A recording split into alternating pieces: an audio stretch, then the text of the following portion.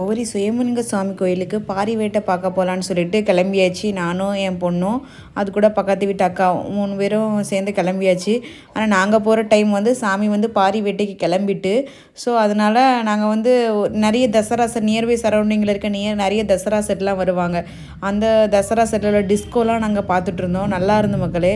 ஒருத்தரும் ஒரு மாதிரி ஆடினாங்க. நல்லா இருந்து, சூப்பராக இருந்து, நிறைய பாட்டு நல்லா வைப்பாக இருந்து, நல்லா பார்க்க அந்த ஏரியாவே நல்லா க்ரௌடாக இருந்து பீச்சு சைடு. சரி ஓகே, அதை டிஸ்கோ பார்த்து முடிச்சுட்டு நம்ம பீச்சுக்கு போகலான்னு போனால் அந்த டைம் பார்த்து சாமி பாரி வேட்டை முடிச்சுட்டு கரெக்டாக வந்தாங்க. அதனால் பீச் பக்கத்துலேயே நின்று சாமி வீடியோ எடுத்துகிட்டு சாமி நல்லா தரிசனம் பண்ணிவிட்டு அதனால் இப்போ சாமி பின்னாடியே நடந்து போயிட்டு இருந்தோம். நல்லா மேலெல்லாம் அடிச்சிட்டு இருந்தாங்க. அப்புறம் கொஞ்சம் கூட்டமாக இருந்ததுனால பாப்பாவெல்லாம் கூட்டிகிட்டு தனியாக வந்துட்டோம்.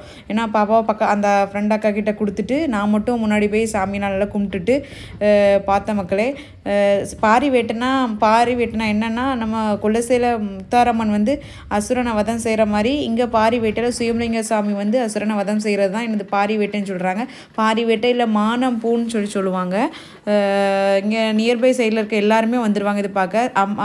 ஆரத்தி பார்த்தோம். ரொம்ப நல்லா இருந்த மக்களே. வீடியோ பிடிச்சி